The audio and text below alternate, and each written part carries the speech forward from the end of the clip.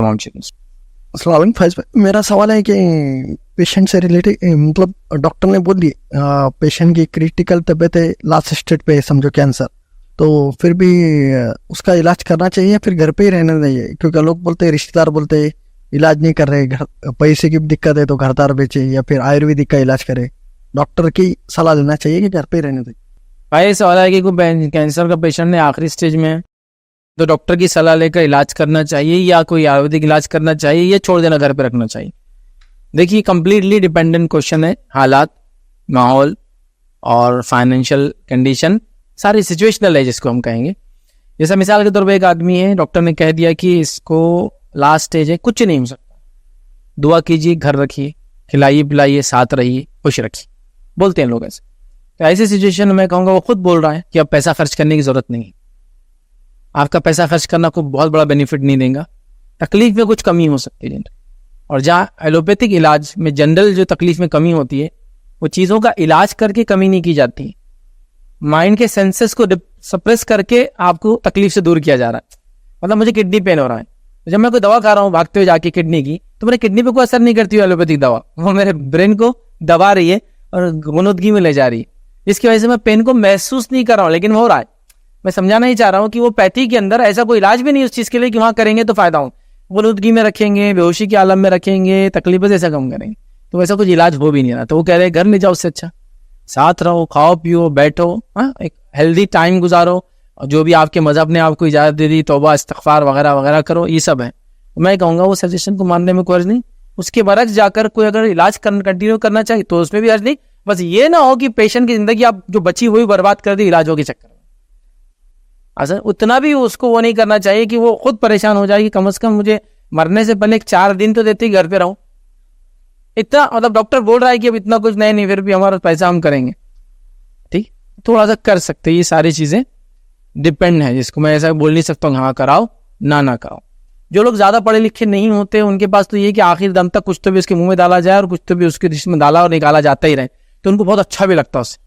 क्या बड़े दवाखाने में लगे थे, क्या बड़ी नलियां डाले थे, क्या कुछ समझ रहा कुछ नहीं, लेकिन अच्छा लगता है। कुछ लोगों को तो MRI मशीन के अंदर जाके आ गए तो ही उनकी आधी बीमारी क्योर हो जाती है। गाँव से आए, वो दवाखाना देख के 20% बीमारी डाउन हो जाती है उनकी, सही जगह लाए तुमने, अब तो इलाज हो जाएगा, उसका एक फीलिंग डेवलप हो जाती है। फिर मशीन में गया तो फिर वो 8 दिन 20 दिन 25 दिन जाने के बाद जैसे हाथ से आने के बाद था ना, मैं मीना में ये हुआ, मुज़दलिफा में ये हुआ, फला हुआ, जहाज में तो ऐसा चलता गया, हमारे मशीन ऐसी बड़ी थी, पूरा आदमी अंदर चल जा रहा, कोई आ नहीं सकता, वो इतने करोड़ की है, तो उससे कुछ बीमारी उसकी रिलैक्स हो रही, बट ये इलाज थोड़ी हो रहा है। यहाँ पर एक टेंडेंसी होती है कि भाई अगर ऐसा है तो खर्च करो, लेकिन वहीं एक इंटेलेक्चुअल तबका पढ़ा लिखा इंसान है, वो जानता है क्या डिसीजन लेना चाहिए। तो मैं कहूँगा एक सही डिसीजन की तरफ जाए। ऐसा बचाना भी नीयत नहीं है, लेकिन अगर पेशेंट को तकलीफ देके फायदा नहीं, जब फिर क्यों किया जाए, ठीक, उससे अच्छा हेल्दी टाइम गुजारा जाए। और अल्टरनेट मेडिसिन अगर उस वक्त कर सकते हैं, कोई फायदा देती है तो वो करते रहें, मैं ये कहूँ। फिर भी ये मेरा आंसर जो कंप्लीटली डिपेंड है सिचुएशन, सिनारियो, हालात पर। मैं किसी को रोक नहीं रहा हूँ कि वो इलाज करे, इलाज बिल्कुल आप कहाँ करें, आखिर वक्त तक आप इलाज करें, बट सेंसिबल डिसीजंस लेने से आपको फायदा होता है। जैसे कि हमारे एक दोस्त थे, उनके भाई थे, अब महीना भर गुजर गया वेंटिलेटर पर रखे हैं, मंथ गुजर गया, कब तक रखेंगे बताइए, कहाँ से आदमी पैसा लाएगा। ये जिंदा अपने सब कुछ बेच चुके ऑलरेडी, क्या बेचेंगे? 30,000 40,000 रोज जा रहा, क्या बाकी रहता है इंसान के पास इतना पैसा खर्च करने के बाद? एक एवरेज फैमिली, हमारे पास एक एवरेज फैमिली वो होती है जिसको एक छोटी बीमारी हो जाए तो गरीब बन जाती है। बस एक छोटी बीमारी होती है, लाख रुपए मतलब गुर्बत की तरफ जाते हैं, क्योंकि मोबाइल घर वगैरह इतना मेंटेन रखते हैं अपने माशाल्लाह, कार वगैरह, कि एक बीमारी आती, कार भी जाती, मोबाइल भी जाता और सब चीज के वांदे लग जाते, क्योंकि हम जितना पैसा रखते हैं वो सब दिखावे वाला पैसा रहता, बैकअप जैसा कोई चीज नहीं, एसेट कुछ नहीं रहता हमारे पास, लाइबिलिटीज क्रिएट की यहाँ से वहां तक सारी चीजें ऐसी रहती। तो एक बीमारी हमको गरीब बना देती है, एक झटके के साथ, समझ लीजिए। ये तो कॉमन है, तो अब कैसे करेंगे, क्या सजेशन देंगे बताइए? साल भर उनको वेंटिलेटर पे रखो, कैसे वो रखेंगे? ये मर जाएंगे, पूरे वेंटिलेटर पे चले जाएंगे ना। जो जिंदा लोग पैसा कहाँ से लाएंगे? जेवरात बेच दिए, घर बेच दिए, ये बेच दिए, अब क्या बाकी है? अब सिर्फ किडनी एक्स्ट्रा है वो बेच सकते हैं, आँख एक निकाल के दे सकते हैं, क्या करेंगे?